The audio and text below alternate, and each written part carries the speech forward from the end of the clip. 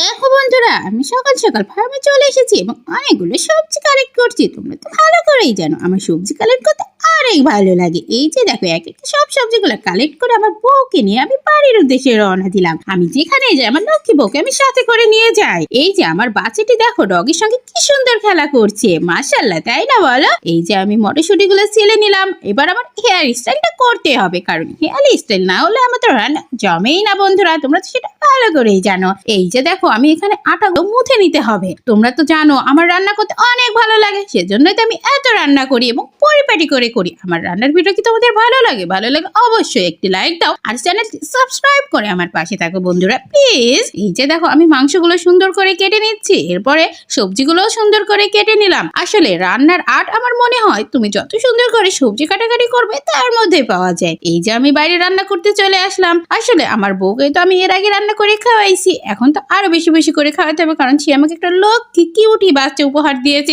এই যে দেখো, কিছু সসও দিয়ে দিলাম। একটু উপর থেকে লবণ না দিলে কি হয়, পরিমাণ মতো লবণ দিয়ে গরম পানি দিয়ে এটা ঢাকনা দিয়ে ঢেকে দিলাম সুন্দর করে।